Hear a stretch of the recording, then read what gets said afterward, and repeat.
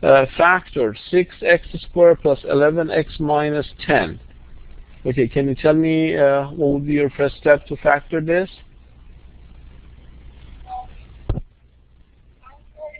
Okay, I lost your, you need to speak a little louder. Thinking now. I think I would take, put 2 on the outside, maybe, and then do 3. Oh, no. I'll do that. Okay.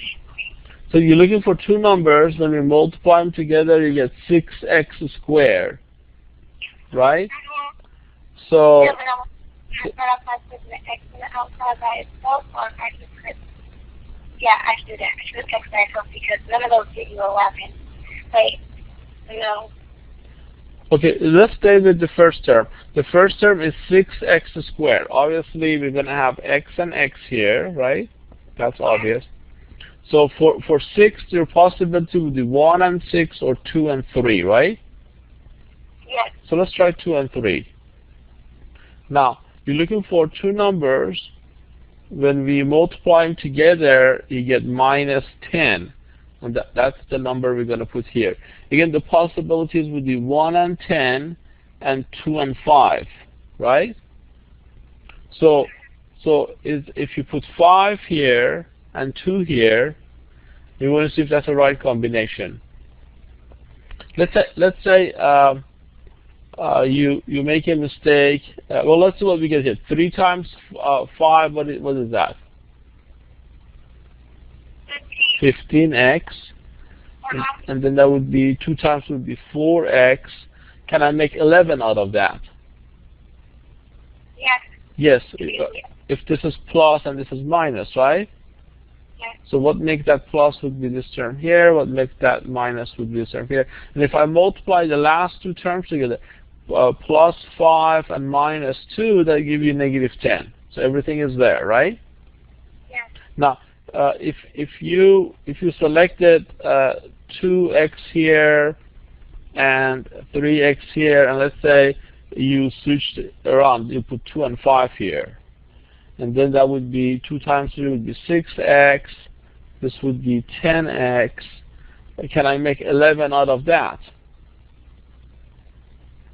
No. No. So that means, okay, that means that I might have to switch this around to make it correctly, like right combination. Does that make sense? Yeah. Okay. So that's how you can factor. And sometimes maybe the combination 2 and 3 may not be a right combination. Then it might be 6 and 1. So you have to look for that possibility also. So there are degrees of trial and error involved with factoring, and the more you do this, the faster you can come up with the right combination. So if I say factor, that's what we do here. Now, if it's instead of a factor, if I say solve, let's say I want to say solve, same problem, except I just have to have an equation here. So if I ask you to solve this, then I have to let it be equal to maybe 0 here, right? So now if I factor them again like I did earlier, then how would you solve for x? I guess I would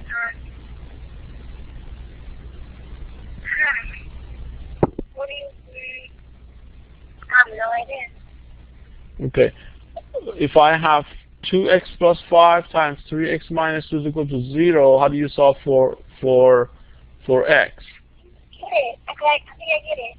If you did multiply the 2, then you get 6x minus 10, and then you subtract, you add 10 to both sides, so then you take the 6x and put it divided by both sides? No. You still have to do factor it like we did here. You factor it first. After you factor this, how would you solve for x?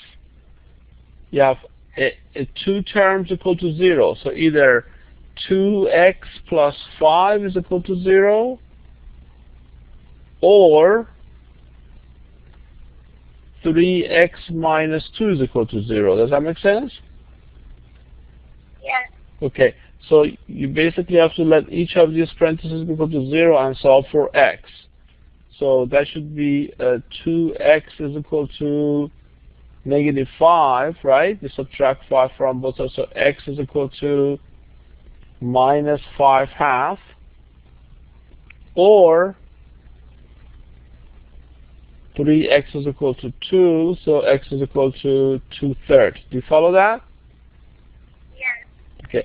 So once you factor it, then you let each of these parentheses be equal to 0 to solve for x. If I say solve, if I say factor, you're done. You just stop right there. So you see a difference between factor and solve now? Yes. Okay, good.